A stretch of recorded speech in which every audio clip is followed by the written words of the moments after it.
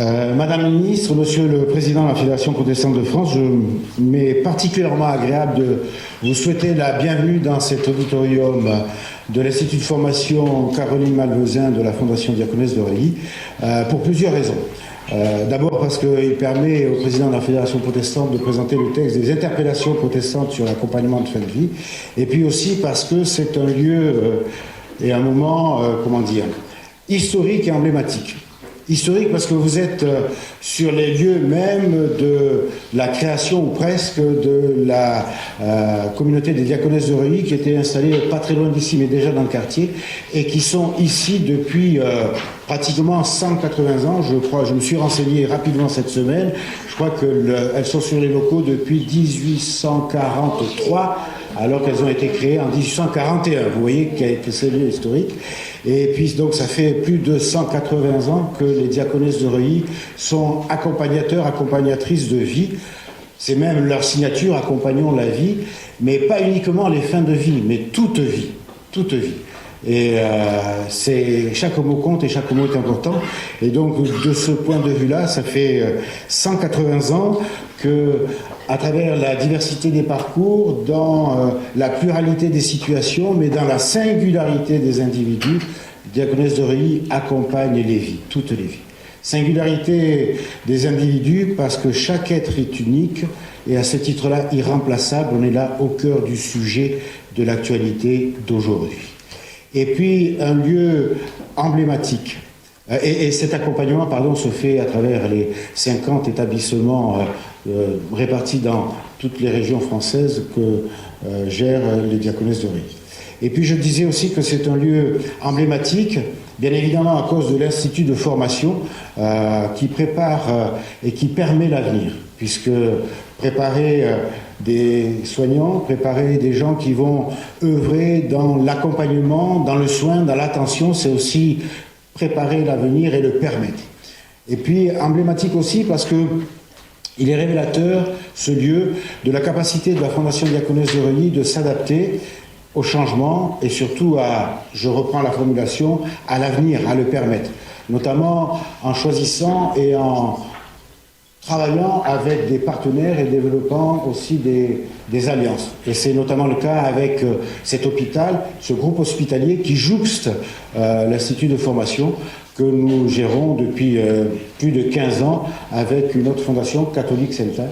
Mais ce partenariat se développe aussi, je dirais presque que ça fait partie de l'ADN protestant que de développer des partenariats. Et les établissements de la Fondation Diaconesse de Reuilly sont une modeste partie d'un ensemble beaucoup plus vaste au sein du protestantisme qui regroupe pratiquement 1000 établissements au sein de la Fédération de l'entraide protestante, dont je salue la présidente présente parmi nous ce matin. Et ces 1000 établissements, ça représente 24 000 salariés, 15 000 bénévoles. Voilà, Madame la Ministre, tous ces gens-là qui sont aussi présents avec nous ce matin. Et ce n'est pas rien. Merci en tout cas, Monsieur le Président, d'avoir choisi un lieu de la Fondation pour faire votre intervention ce matin.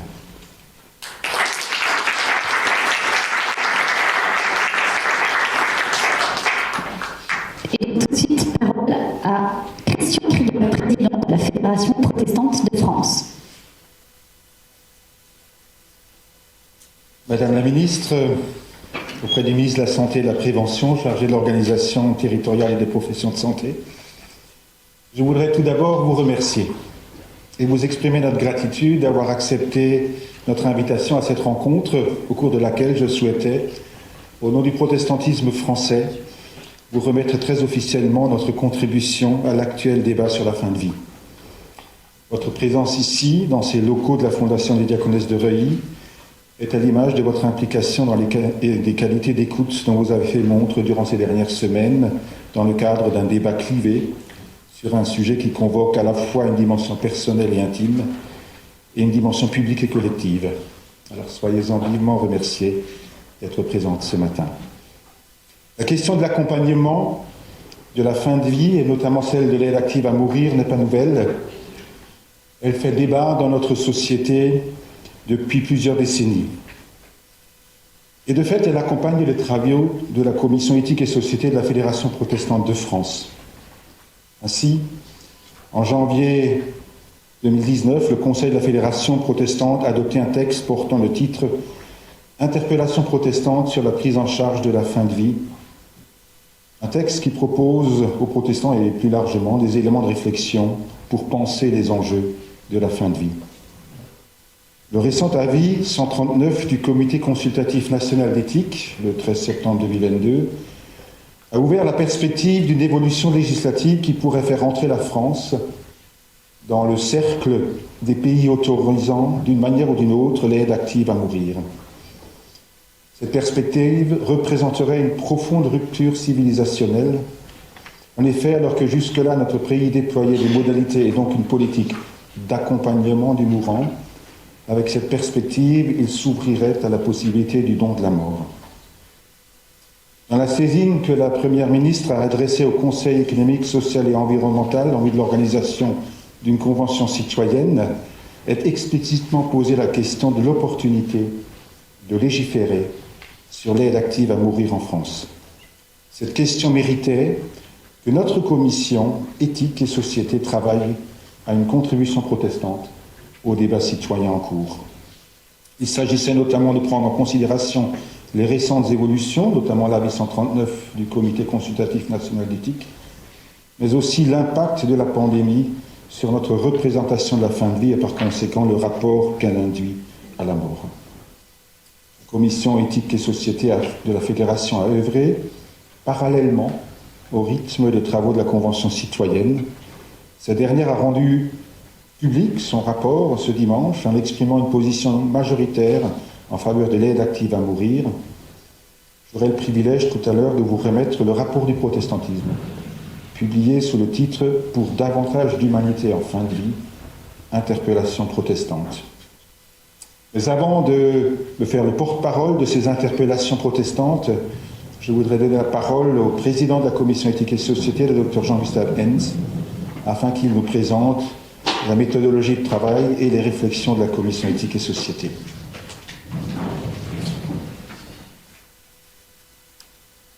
Madame la ministre, Monsieur le président de la Fédération protestante de France, Monsieur le pasteur Tengrero, président de la Fondation Diaconesse de Reuilly, Mesdames et Messieurs, comme le président Krieger vous l'a dit, nous avons déjà publié en janvier 2019 un premier travail sur la fin de vie.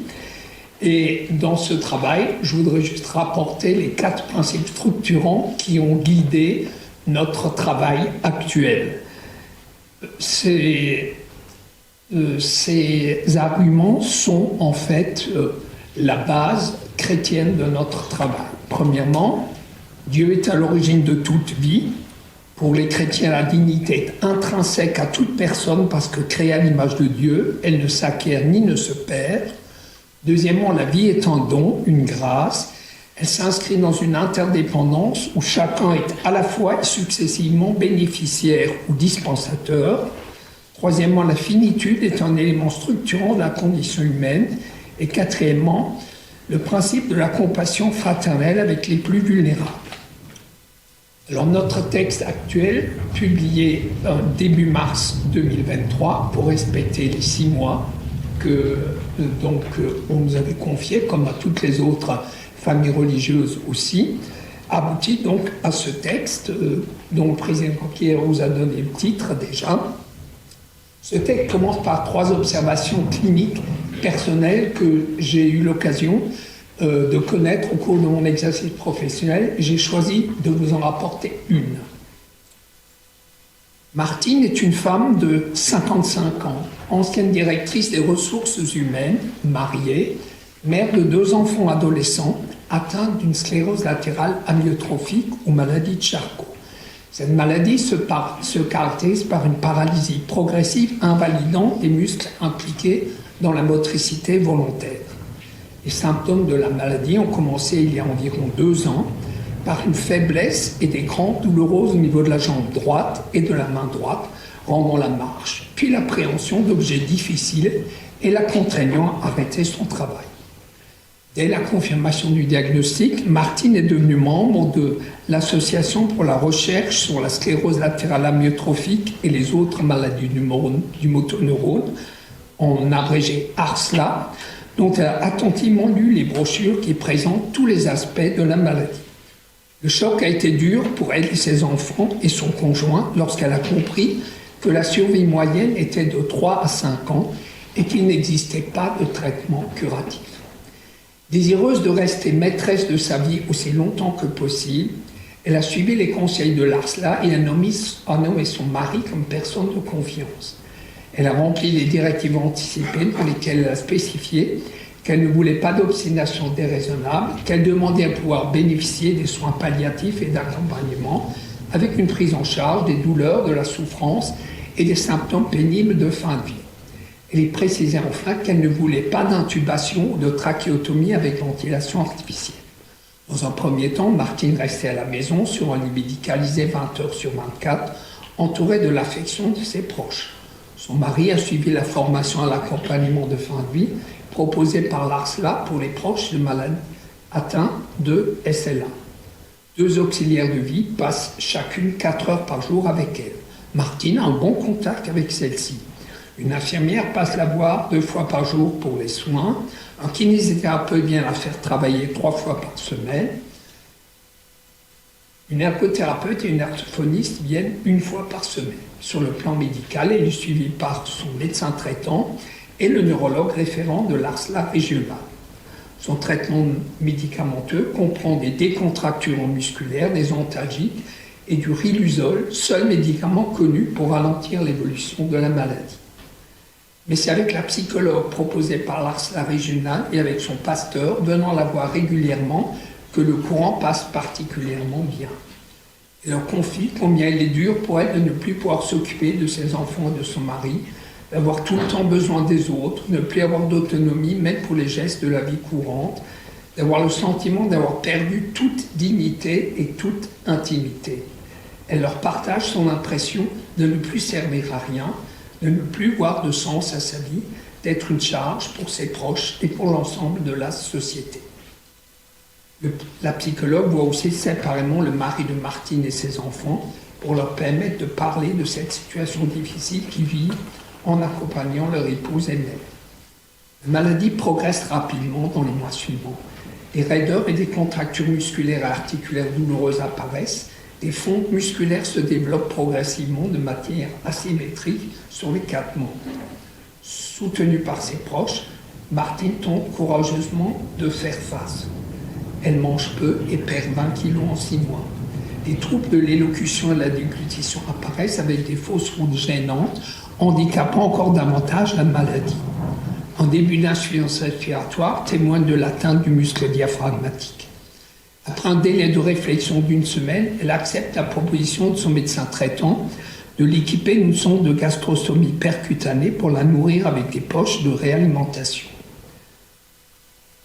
Plusieurs séjours, quelques jours en service de neurologie, en service de soins palliatifs, permettent d'équilibrer le traitement antidépresseur, antalgique et décontracturant.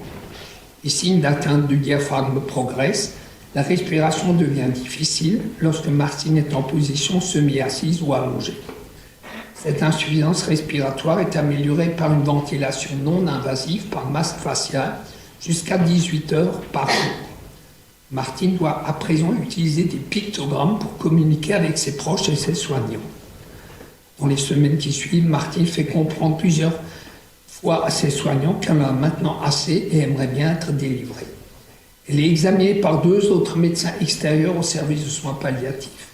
Des entretiens approfondis sont menés avec elle et ses proches, avec l'ensemble des soignants impliqués dans sa prise en charge, sa psychologue, son pasteur.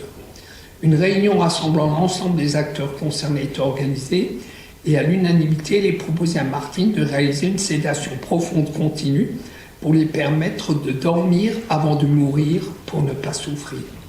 Martine donne son accord.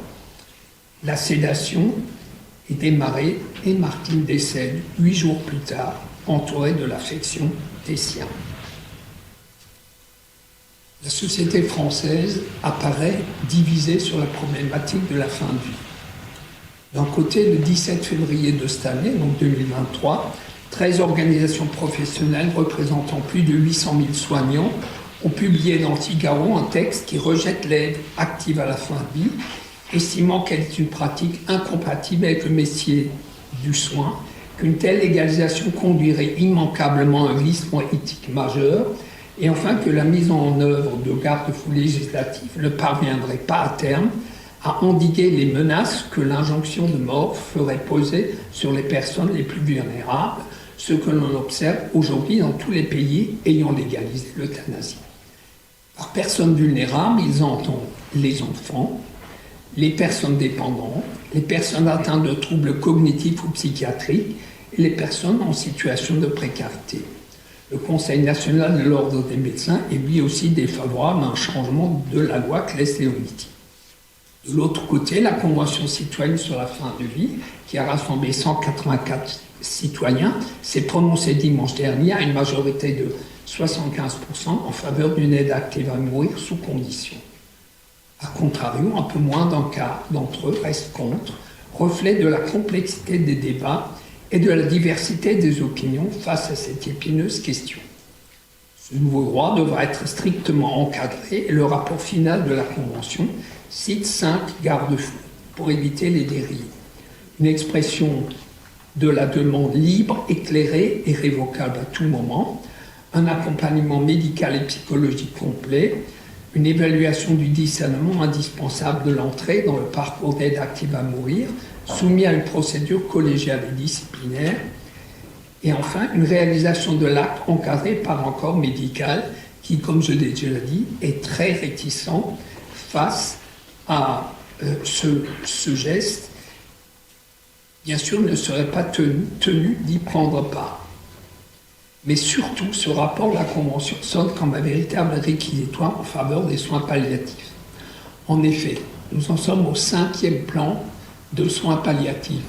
Le droit opposable existe théoriquement depuis 1999 et à l'heure où je vous parle, il y a toujours 125 000 personnes qui auraient besoin de soins palliatifs qui ne peuvent pas y avoir accès, soit parce qu'il n'y a pas de soins palliatifs disponibles dans leur environnement immédiat, soit parce qu'il n'y a pas assez de structures, ou alors même les lits dans certains services ne peuvent pas tous être occupés en raison de manque de personnel.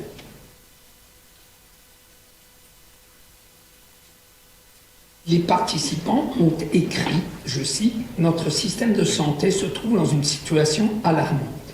Il doit être renforcé afin d'apporter un accompagnement global à tous les patients, en particulier à ceux en fin de vie. » Parmi les pistes proposées, mais le président Krieger va rentrer plus en détail là-dessus, développer l'accompagnement à domicile, renforcer les soins palliatifs, meilleure formation des infirmières et des professionnels de santé, et surtout mieux informer les citoyens jeunes et moins jeunes sur l'intérêt des directives anticipées, l'intérêt de prévoir éventuellement, tout en respectant le droit aussi de dire « moi je ne veux pas me projeter sur ma fin de vie, c'est mon droit », ce qui est sûr. Ensuite, notre contribution étudie les raisons soutenant l'actuelle montée de la demande euthanasique. La souffrance, physique, psychologique, sociale et spirituelle, le triptyque liberté, autonomie et indépendance du sujet, la société des individus, les progrès de la médecine, le vieillissement de la population et la solitude, l'insuffisance de la prise en charge médicale, le coût du vieillissement, le traumatisme de la Covid. Je m'arrêterai brièvement sur la société des individus. Qu'entendons-nous par là? La revendication de l'autonomie s'inscrit dans une société qui, sans être forcément individualiste, élargit sans cesse les droits des individus. Sur un certain nombre de sujets, le mariage, la PMA, l'IVG, la société française a ces dernières années modifié ses textes législatifs. Ces modifications manifestent une tendance générale de libéralisation des mœurs, renforçant la capacité des individus à mener leur vie jusqu'à son terme, comme ils l'entendent. L'évolution même de notre société rapproche ces différents domaines, car au-delà de leur spécificité, ils sont tous confrontés à une forte demande d'individus revendiquant ce qu'ils estiment être leurs droits. nous avons poursuivi dans notre travail notre réflexion sur le moyen terme. La SPF estime, avec le CCNE, que la loi actuelle opère une distinction qui peut être utile entre laisser mourir et faire mourir, même si cette distinction peut, dans certains cas, apparaître floue. Le pronostic à moyen terme nécessiterait l'abandon au sein de la déontologie médicale du principe de l'interdiction de donner la mort, tel qu'il est formulé dans le sermon d'Hippocrate. Il s'agirait dans ce cas d'un basculement important de la législation française, mettant fin au principe retenu selon lequel le médecin n'a pas le droit de provoquer délibérément la mort. La Commission attire l'attention sur la difficulté de la médecine à prévoir la fin de vie avec précision. L'expérience et la prudence médicale appellent ici une certaine retenue, étant donné qu'il est difficile de prédire l'évolution des situations cliniques. Un moyen terme prévu peut se transformer en court terme lors de subites complications, mais l'inverse est aussi vrai. Un moyen terme peut parfois s'éterniser sur du long terme avec son lot possible de joie, mais aussi de douleur et d'intenses souffrances. Notre texte se poursuit par une analyse des positions du protestantisme face à l'aide active à mourir. Le protestantisme est riche de différentes tendances et sensibilités théologiques. Si elles opposent quelquefois les protestants luthéro-réformés et les protestants évangéliques, force est de reconnaître que ces différences traversent aussi les luthéro-réformés et les évangéliques eux-mêmes. C'est le cas de l'euthanasie et du suicide assisté, où dans la réalité les positions ne sont pas toujours aussi tranchées qu'elles apparaissent au premier abord. Pour les uns, les appréhensions diffuses liées à la vieillesse et à leur mort future, le risque de connaître une situation de dépendance, d'être libéré à des souffrances réfractaires au traitement antalgique, de perdre la maîtrise de sa vie, sont insupportables et iraient à l'encontre du respect de la dignité humaine. Ils sont d'avis que le choix du suicide assisté ou de l'euthanasie relève de la liberté et de l'autonomie de chaque personne qui fait son choix, en toute lucidité et responsabilité. Ceci ne les empêche nullement d'être favorables au développement des soins palliatifs. Ils rappellent qu'en protestantisme, la responsabilité et la liberté de l'individu sont l'expression de sa foi. Chacun est libre et responsable devant Dieu de tous ses choix. Ils soulignent que ceux-ci sont effectués dans l'ignorance dernière de notre bien et de notre mal. Ces personnes attendent des églises qu'elles respectent leurs choix et leur demandent parfois un accompagnement dans leur démarche de suicide assisté, voire d'euthanasie. Étant originaire de Strasbourg, je peux témoigner que dans notre paroisse, nous avons célébré des cultes de reconnaissance et d'action de grâce pour des gens qui sont allés donc mettre fin à leur vie en Suisse. Pour les autres, réfractaires à un changement de loi, la législation de l'assistance au suicide impliquerait la transgression de l'interdit biblique et social structurant qui ne commettra pas de meurtre. Ils estiment que les risques mentionnés, notamment l'interprétation de plus en plus large du moyen terme, incluant l'ouverture du suicide assisté de l'euthanasie, à des personnes atteintes de démence, aux personnes souffrant d'un handicap, aux mineurs, sont si forts qu'il faut renoncer à la création d'une aide à mourir dans la loi française. Pour ces personnes, une éthique de la vulnérabilité, protection des plus fragiles est essentielle à la vie d'aujourd'hui dans la société française. Ils maintiennent qu'il faut accompagner la personne jusqu'à la fin en faisant le maximum pour son confort. J'ai dépassé un tout petit peu le temps imparti, donc je repasse la parole à Christian Krieger. Merci.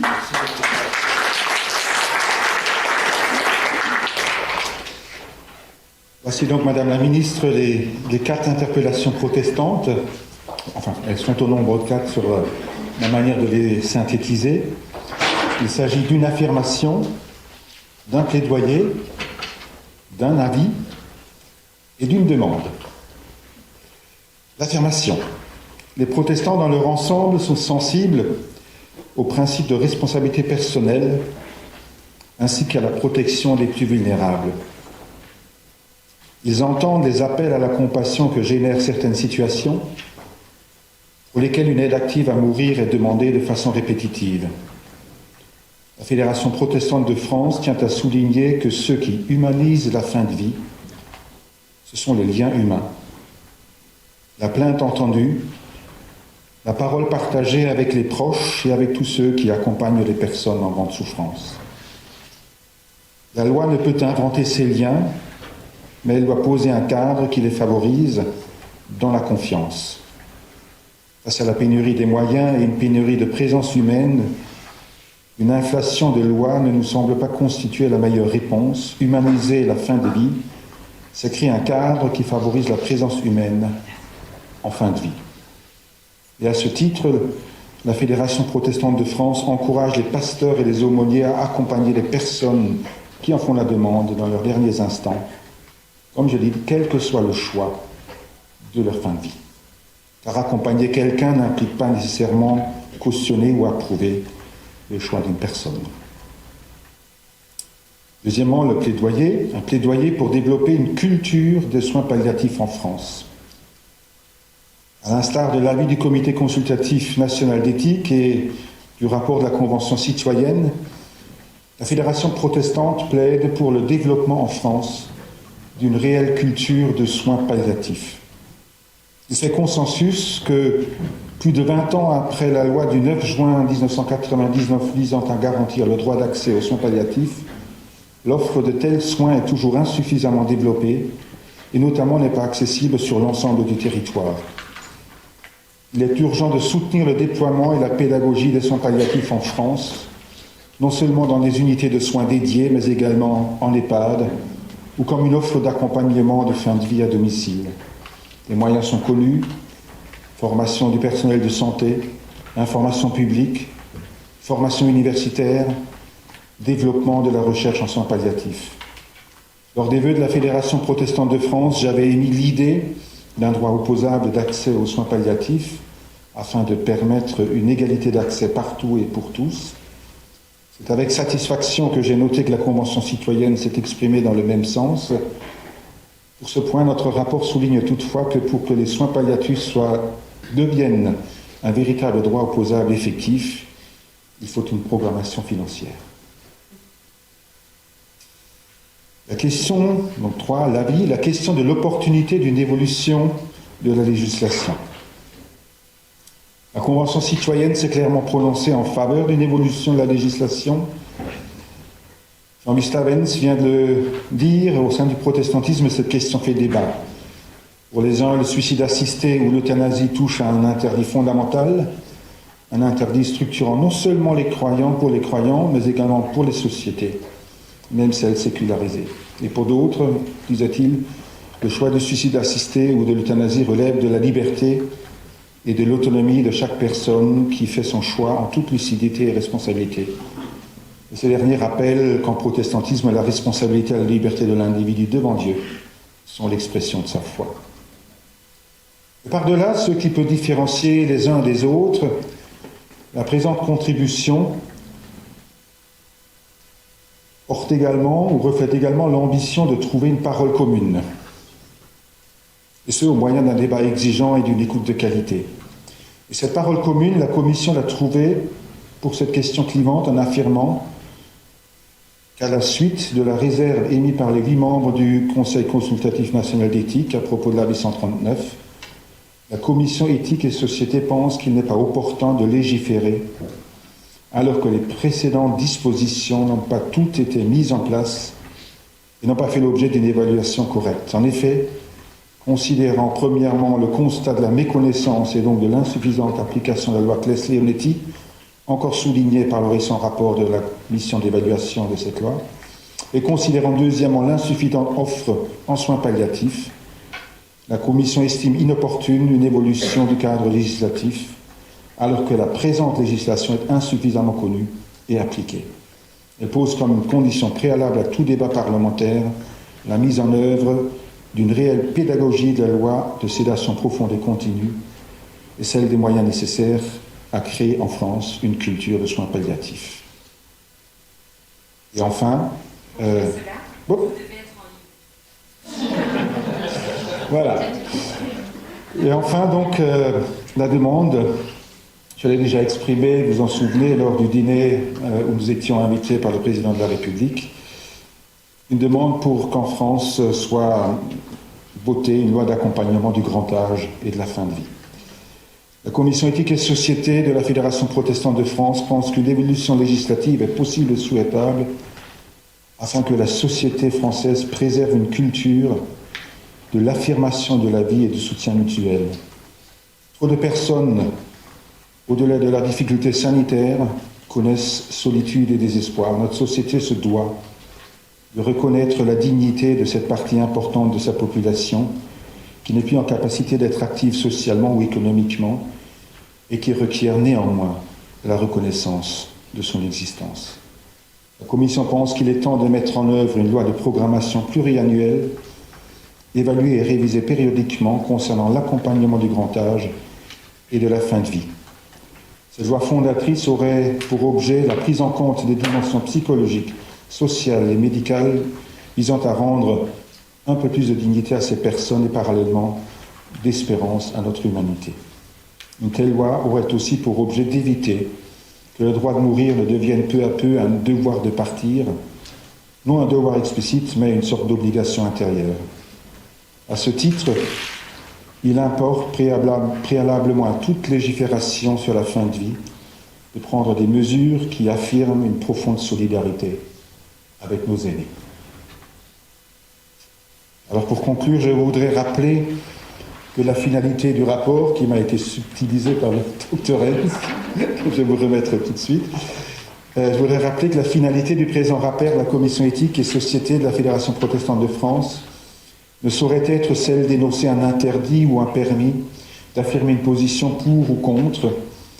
Le protestantisme fédératif considère que sa vocation est avant tout celle d'éclairer les enjeux fondamentaux qu'engagent à la fois nos choix personnels et nos libertés individuelles, et en même temps nos choix collectifs et sociétaux. Une loi écrit une normalité, et c'est bien cette normalité que la contribution de la Fédération protestante de France se propose de questionner en livrant avec cette publication des éléments de réflexion pour contribuer à la pensée. Il est parfois nécessaire de changer certaines lois, nous avertit Montesquieu. Je n'ai pas cité la Bible pour la fin, puisqu'on contribue à un débat citoyen. Il est parfois nécessaire de changer certaines lois, mais alors il faut y toucher avec une main tremblante. La pleine mise en œuvre des possibilités du cadre législatif actuel et son évaluation mérite de précéder une éventuelle évolution législative qui représenterait à nos yeux une profonde rupture civilisationnelle. Madame la ministre, je vous remercie pour votre attention et je vous remets donc très solennellement cette contribution protestante au débat sur la fin de vie. Merci.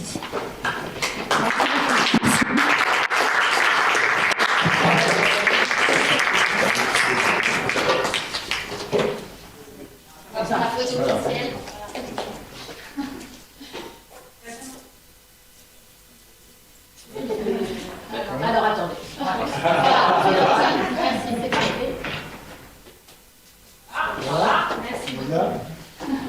Très bien. Merci. D'habitude. Madame la ministre, je vous en prie. À vous la parole. Bonjour à toutes et à tous. Monsieur le Président, merci de m'avoir invité aujourd'hui. Très clairement, nous sommes dans l'actu, pour la remise de votre rapport. Monsieur le Président, merci de m'accueillir ici, dans votre établissement. Et enfin, Monsieur le Président de la Commission éthique, merci de vos propos. Mesdames et Messieurs les professionnels de santé, Mesdames et Messieurs les bénévoles, Mesdames et Messieurs. C'est difficile de me prononcer sur un rapport que je n'ai pas encore lu.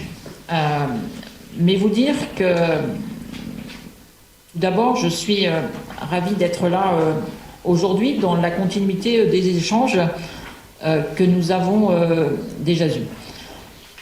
Le président de la République, le 13 septembre dernier, a ouvert le débat sur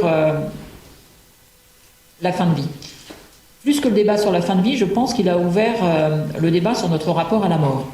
Nous en avons déjà beaucoup échangé et vous savez que je pense que c'est le sujet. Notre rapport à la mort a beaucoup évolué depuis un certain nombre d'années. D'ailleurs, nous n'en prononçons même plus le mot. Nous parlons de fin de vie, on ne parle plus de mort. Ce débat, le président de la République a souhaité l'ouvrir tout d'abord avec une convention citoyenne qui a rendu ses travaux hier. Je tiens vraiment ici à saluer les 184 citoyens qui, depuis le 9 décembre, ont travaillé pendant 9 week-ends de 3 jours. Et pour être allé les voir, je peux vous assurer qu'ils ont beaucoup et bien travaillé. Ils ont beaucoup travaillé parce que la majorité d'entre eux, puisqu'ils ont été tirés au sort, ne connaissaient pas du tout le sujet. Je peux vous assurer que maintenant, ils en connaissent beaucoup plus que beaucoup d'entre nous. Ils ont bien travaillé parce qu'ils ont montré que sur un sujet aussi difficile que celui-là, parce qu'il touche à l'intime de chacun d'entre nous, sur un sujet aussi clivant que ce sujet de société, ils ont su travailler en s'écoutant, en se respectant. Vraiment. Et ça, je crois que c'est important de le signaler. Ça veut dire que nous, citoyens, à travers eux, puisqu'ils ont été tirés au sort, ils nous représentaient, ils nous montrent que sur des sujets difficiles, on peut s'écouter. Et par les temps qui courent, je pense que c'est bien de le faire remarquer. Ils ont donc hier remis au président de la République leurs conclusions. Vous le savez, de façon simultanée, le président de la République avait demandé à ce que 2 ministres puissent aussi travailler. C'était un peu le lancement d'une nouvelle méthode. Donc j'ai beaucoup travaillé, à la fois en écoutant beaucoup, en recevant beaucoup, et en allant voir aussi dans les pays qui avaient fait évoluer leurs lois depuis un certain nombre d'années, ou plus récemment, ce qu'il en était. Donc depuis maintenant, je ne sais plus combien de temps, enfin depuis 13 septembre,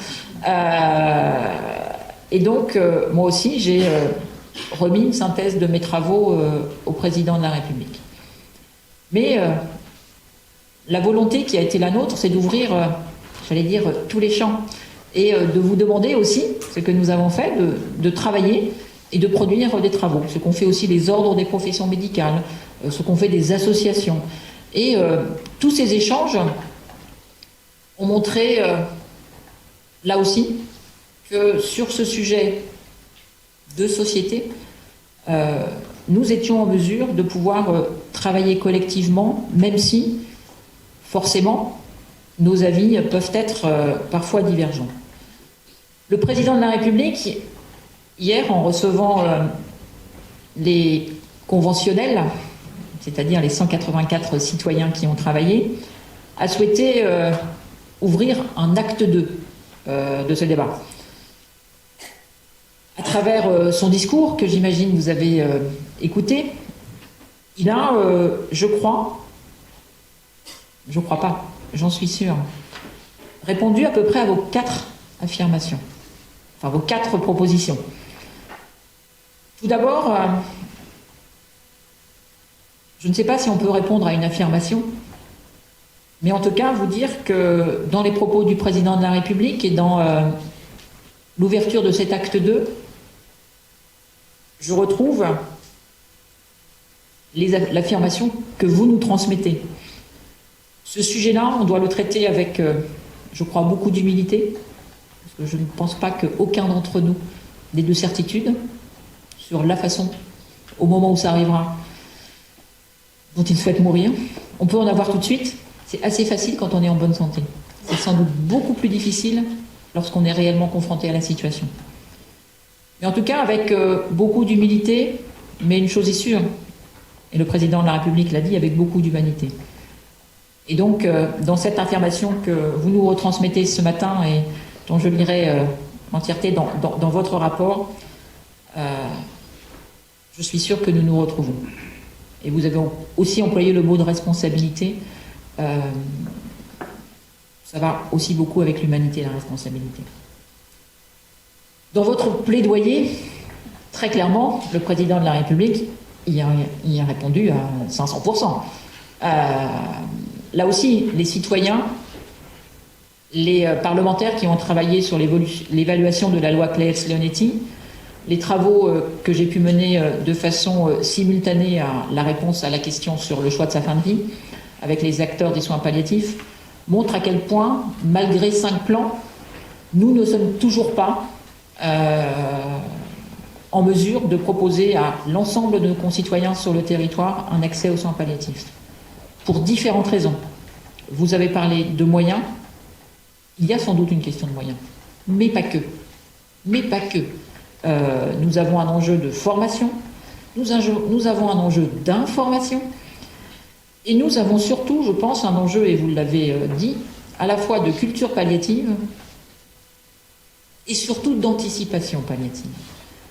Et cette culture et cette anticipation palliative, elles ne pourront se faire que si nous formons tous les professionnels de santé, pas que les médecins, mais si aussi nous informons nos concitoyens sur ce que sont les soins palliatifs. Et l'enjeu qui est le nôtre, il est partagé, c'est comment on fait passer notre système de santé du tout curatif à une anticipation palliative. Et c'est un peu notre parcours de vie dont il s'agit et dont on parle. Notre parcours de vie, il est fait de quoi? Il est fait de la prévention, du curatif et du palliatif qu'il faut intégrer dans ce chemin. Je crois que c'est là l'enjeu majeur.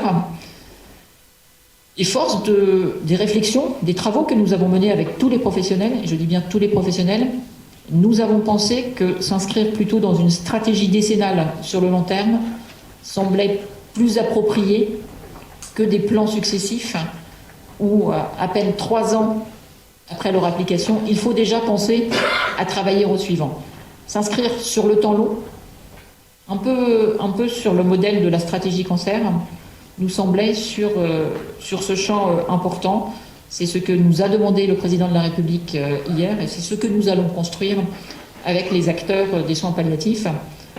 Le premier engagement que j'ai pris en septembre avec eux, c'était de réviser, pour vous montrer à quel point la culture palliative n'était peut-être pas une préoccupation de nous tous, la circulaire de 2008 qui régit les soins palliatifs.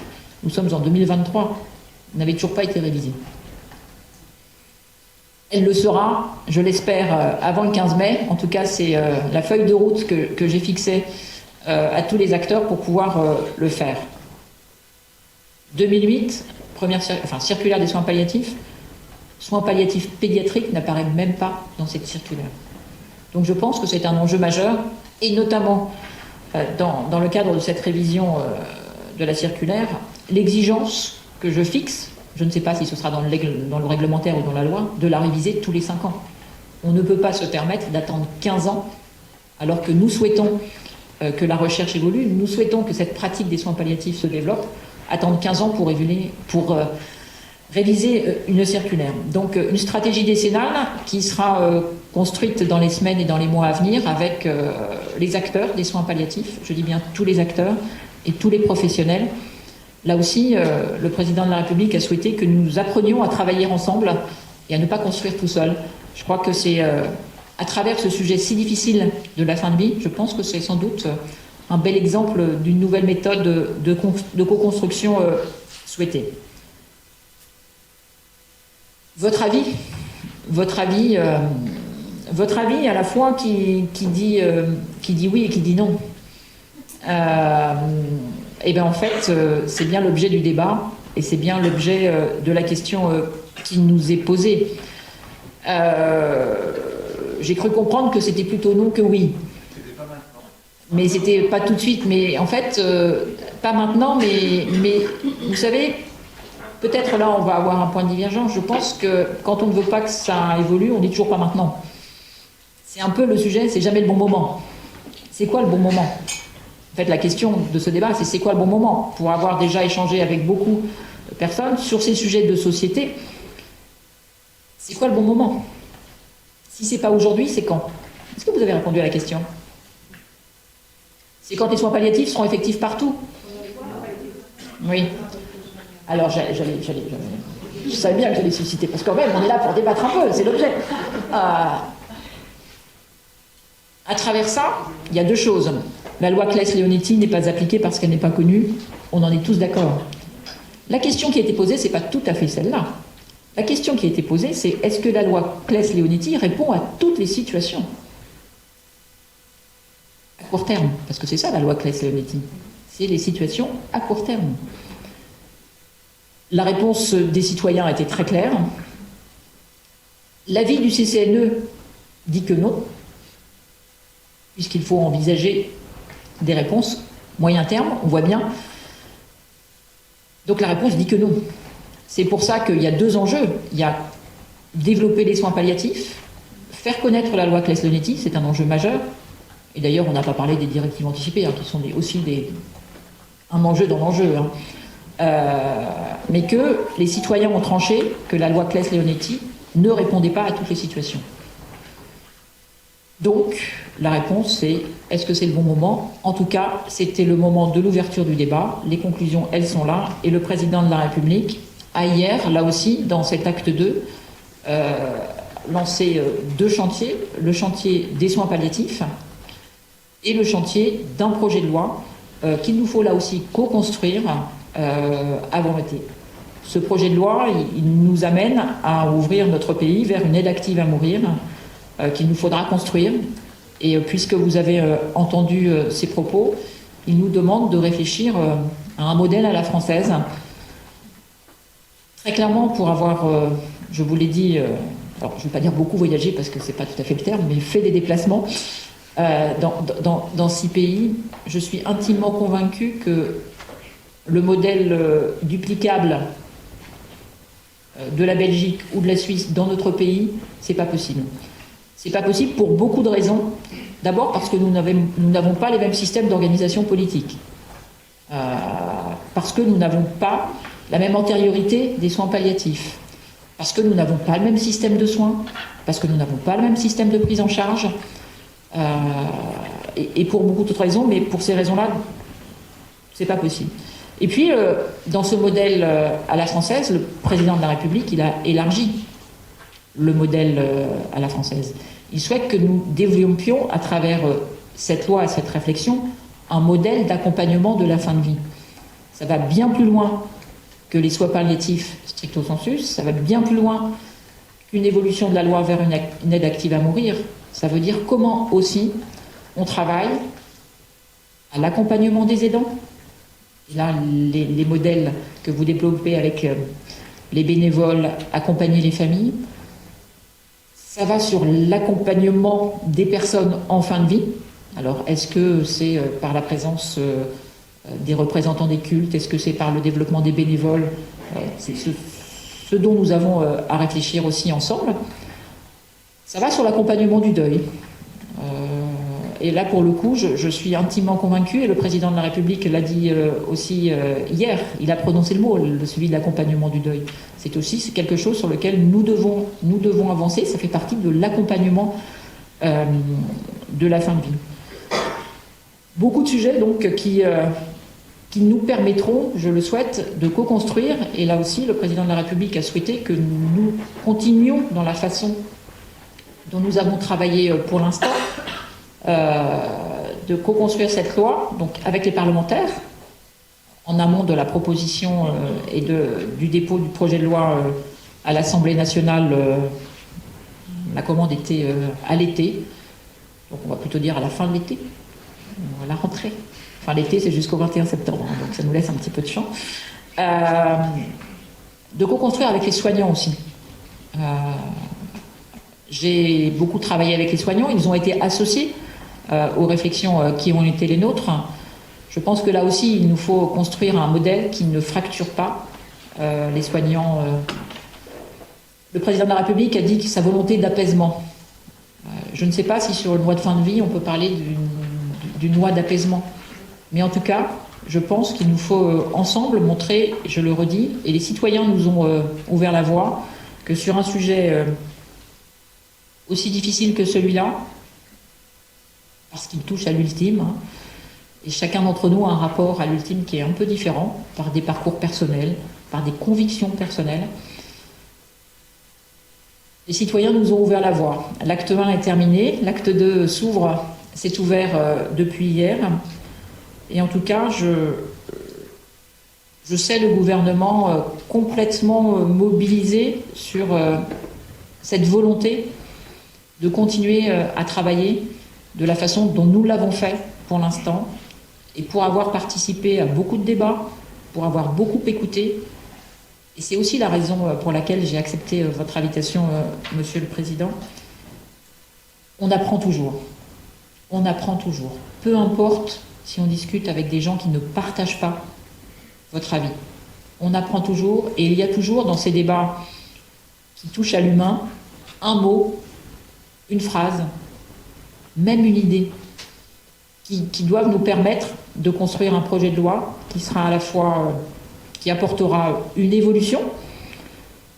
Est-ce qu'on parle d'un nouveau droit? Je pense que c'est ça, c'est un nouveau droit, avec les lignes rouges dont a parlé le président de la République, mais qui nous permettra aussi d'avancer sur ce que nous tous, individuellement et collectivement, on peut apporter d'humain et d'humanité dans l'accompagnement de la fin de vie. Parce que ce pourquoi peut-être nous réfléchissons tous ensemble, ce pourquoi dans les débats il y a beaucoup de monde, c'est parce que nous partageons tous une chose en commun. Nous allons tous mourir. Vraiment. Ça, c'est pas un scoop. Hein. C'est pas un scoop. Et on a envie de partager ça. Avec chacun nos certitudes ou pas. Mais c'est ce qui nous réunit. Et donc, comme j'ai eu l'occasion de vous le dire, et notamment au culte, les divergences, elles sont connues, mais nous avons beaucoup de convergences sur lesquelles on doit construire. Travaillons sur nos convergences, c'est à mon avis là le plus important. Je vous remercie. Merci beaucoup.